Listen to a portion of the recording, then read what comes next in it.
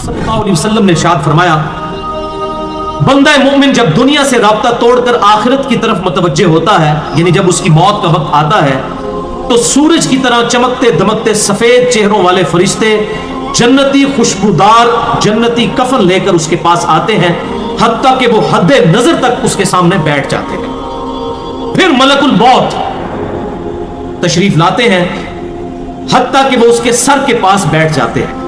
अच्छा, कुरान में भी मलकुल मौत का नाम आया है, सूरह सजदा के अंदर, अहादीस के अंदर भी।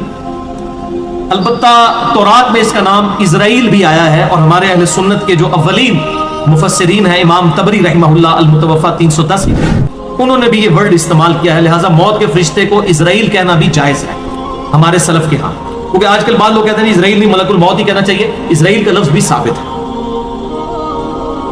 फिर मलकुल मौत तशरीफ लाते हैं, हत्ता कि वो उसके सर के पास बैठ कर कहते हैं, पाकीज़ा रूह अल्लाह की मग़फ़िरत और उसकी रज़ामंदी की तरफ चल। वो रूह ऐसे निकलती है जैसे मशकीज़े से पानी का कतरा, बिल्कुल गैर महसूस तरीके से उसकी रूह निकाल ली जाती। और जब मलकुल मौत उसकी रूह निकालते हैं तो बाकी फरिश्ते उसे आंख झपकने के बराबर भी मलकुल मौत के पास नहीं रहने देते, बल्कि उसे फौरन उसके कफन और उस खुशबू में लपेट देते हैं जो जन्नत से लाई होती है। फिर उसकी रूह को लेकर बुलंद होते हैं, और फरिश्तों की जिस जमात के पास से वो गुजरते हैं तो फरिश्ते पूछते हैं कि ये कैसी खुशबू है, तो वो उसके दुनिया के नामों में से बेहतरीन नाम लेकर बताते हैं कि ये फलां बिन फलां की रूह है, हत्ता कि वो उसे आसमान दुनिया तक ले पहुंचते हैं और उसके लिए दरवाजे खोलने की इजाजत तलब करते हैं। तो जन्नत के जो आसमानों के दरवाजे हैं उसके लिए खोल दिए जाते हैं। फिर हर आसमान के मुकर्रब फरिश्ते अगले आसमान तक उसे प्रोटोकॉल देते हुए उस रूह के साथ जाते हैं, हत्ता कि उसे 7वें आसमान तक पहुंचा दिया जाता है। तो अल्लाह ताला फरमाता है, मेरे बंदे का नामा आमाल इल्लियीन में लिख दो, जो सूरतुल मुतफ्फिफीन में आया है। इल्लियीन और सिज्जीन ये दो मुकामात हैं। ईमान वालों की रूहें जो है इल्लियीन में उनका नामा अमाल लिखा जाता है, और जो मुनाफिकीन हैं, मुजरिम हैं, सिज्जीन में लिखा जाता है। सूरतुल मुतफ्फिफीन सूरत नंबर 83 है, पारा नंबर 30 के अंदर। और उसे वापस दुनिया की तरफ ले जाओ, क्योंकि मैंने इन्हें इसी दुनिया से पैदा किया और इसी में इन्हें लौटाऊंगा, और फिर दोबारा उसी से निकालूंगा। फिर उसकी रूह उसके जिस्म की तरफ लौटा दी जाती है। लेकिन ये लौटना दुनिया का सा लौटना नहीं होगा, यानी वो लौटने के बाद ये नहीं है कि मुर्दा कब्र में को बैठ जाएगा, हमें नजर आएगा। ये सब कुछ बरज़की मामलात होंगे जो मैंने पिछली दफा डिस्कस किए थे सूरह फातिर की आयत नंबर 42 के तहत, कि नींद की हालत में भी इंसान की रूह कब्ज होती है, लेकिन उसको चुटकी काटे तो वो जाग उठता है, रूह का ताल्लुक भी रहता है उस हालत में, बिल्कुल इस तरीके से एक डिफरेंट लाइफ है, बरज़की। फिर दो फरिश्ते उसके पास आते हैं, यानी उसकी कब्र में, उससे बिठाकर पूछते हैं। अब ये वो 4 सवाल यहां पर आ रहे हैं इस डिटेल हदीस में। पहला सवाल करते हैं, तेरा रब कौन? मन रब्बु का? वो कहता है रब्बी अल्लाह, मेरा रब अल्लाह है। दूसरा सवाल पूछते हैं, तेरा दीन क्या? मा दीनु का, तेरा दीन क्या? तो वो कहता है मेरा दीन इस्लाम है। फिर पूछते हैं कि वो आदमी जो तुम में मबूस किए गए वो कौन है? अब यहां पर वो डिटेल है, अल्लज़ी बुइसा फीकुम, वो शख्स जो तुम में मबूस किया गया था वो कौन था? तो ये जो कहते हैं ना कब्र में आप सल्लल्लाहु अलैहि वसल्लम आ जाते हैं, तो ये किसी हदीस में भी नहीं है। इसमें डिटेल आ गई कि उससे पूछा जाता है जो शख्स तुम में पैगंबर बनाकर भेजा गया वो कौन था? तो वो कहता है हुआ मुहम्मद रसूलुल्लाह, वो अल्लाह के रसूल मोहम्मद सल्लल्लाहु अलैहि वसल्लम। मसला हाजिर और नाजिर मेरा रिकॉर्ड है, मसला नंबर 7, जिसमें मैंने ये तमाम शुबहात क्लियर किए। ये 3 सवालों के बाद, अच्छा, जामिया तिर्मिज़ी में एक हदीस है 3120, उसमें अल्फाज है कि वो पूछते हैं मन नबीयू का, तेरा नबी कौन है?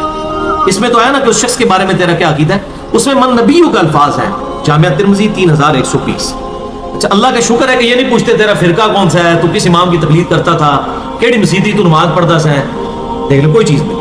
तेरा रब कौन है, तेरा दीन और नबी सल्लल्लाहु अलैहि वसल्लम। तो दुनिया में भी हम यही कहते हैं, अल्लाह रसूल कुरान, यही बात है।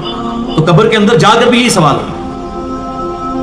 अब वो जब 3 सवालों के जवाब देता है तो फरिश्ते चौथा सवाल उससे पूछते हैं, जो मैंने कब्र का चौथा सवाल, मसला नंबर 78, तुम्हें कैसे पता चला, इन 3 सवालों के जवाब तुम्हें कैसे आए? वो कहता है मैंने अल्लाह की किताब पढ़ी थी, मैं उस किताब पर ईमान लाया और मैंने उसके हक होने की तस्दीक की। अल्लाह की किताब पढ़ी होगी तो तस्दीक करेगा ना, अगर सुन सुना के सुन्नी होगा तो क्या तस्दीक करेगा? हाँ, पढ़ पढ़ा के सुन्नी होगा तो तस्दीक कर देगा।